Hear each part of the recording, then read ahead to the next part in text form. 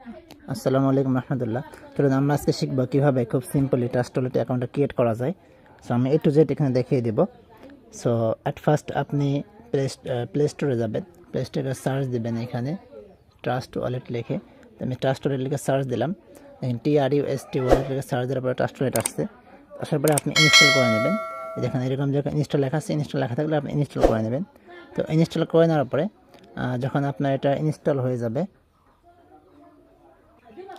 এরকম ইনস্টল হয়ে যাওয়ার পরে আপনি এখানে ওপেনে ক্লিক করবেন। ওকে, ওপেনে ক্লিক করার পরে আপনার কাছে এরকম ইন্টারফেস শো করবে। দেন এরকম ইন্টারফেস শো করার পরে এখানে লেখা আছে গেট স্টার্টে ক্লিক করে দেবেন। গেট স্টার্টে ক্লিক করে দেওয়ার পরে আপনি এখানে লেখা থাকবে ক্রিয়েট এ নিউ ওয়ালেট এবং লেখা থাকবে অ্যাড এক্সিস্টিং ওয়ালেট।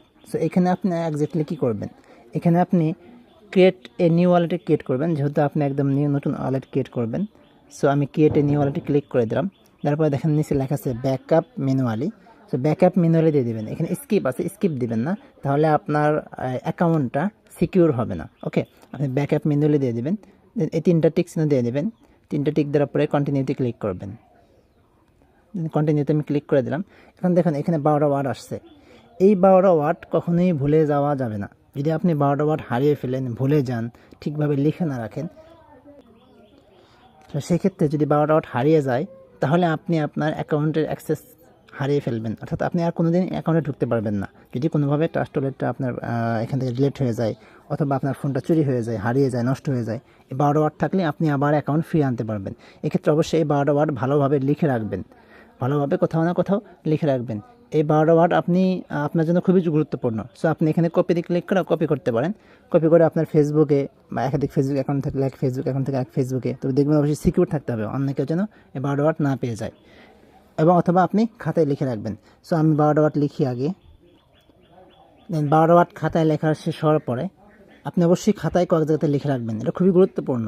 আপনি আপনার ব্যাঙ্ক অ্যাকাউন্টের পাসওয়ার্ড যেমন কাউকে দিবেন না, খুব ভালোভাবে সেভ করে রাখবেন, ঠিক এটাও তেমনিভাবে ভালোভাবে সেভ করে রাখবেন। একাধিক জায়গায় লাগলে লিখে রাখবেন, যাতে করে আপনি এখান থেকে এটা যেন কোনোভাবে হারিয়ে না যায়। ওকে, দেন আপনি এখানে দেখেন কন্টিনিউ লেখা আছে, কন্টিনিউতে ক্লিক করে দেবেন। আমি কন্টিনিউতে ক্লিক করে দিলাম। কন্টিনিউ ক্লিক করে দেওয়ার পরে আমি যে 12টা ওয়ার্ড লিখে রাখছি, এখান থেকে কিছু ওয়ার্ড চাচ্ছে। অর্থাৎ দেখেন এখানে লেখা আছে 1 নম্বরে ওয়ার্ড 1, অর্থাৎ 1 নম্বর ওয়ার্ড কোনটা ছিল ওইটা আমার এখানে লিখতে হবে। সো আমি যদি এখানে আমার খাতাটা বের করি তাহলে দেখতে পারবো যে 1 নম্বর ওয়ার্ড ছিল টপ।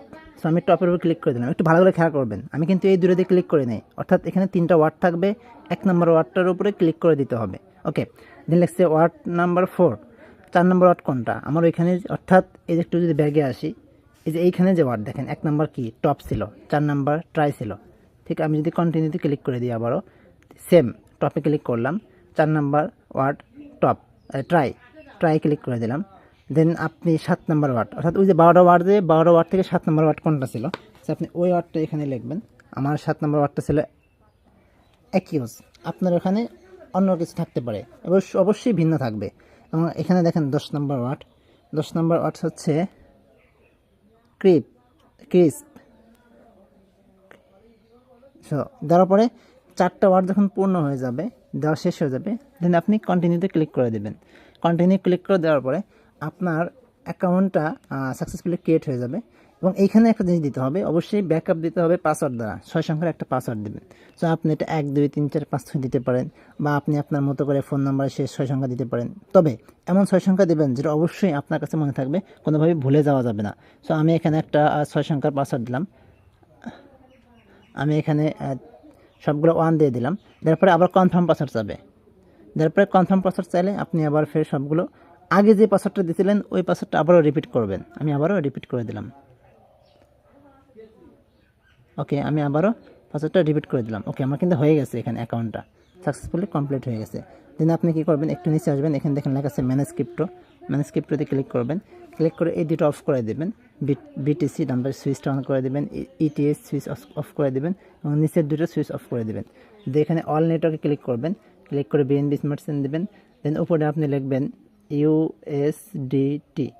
দেওয়ার পরে দেখেন এই যে USDT 3 নাম্বারে আসছে, এইটা সুইচটা অন করে দেবেন বিএনবি স্মার্ট চেইন। দেওয়ার পরে ব্যাগে আসবেন, বাস আপনার কাজ শেষ এবং আপনার অ্যাকাউন্টটা সাকসেসফুলি ক্রিয়েট হয়ে গেছে।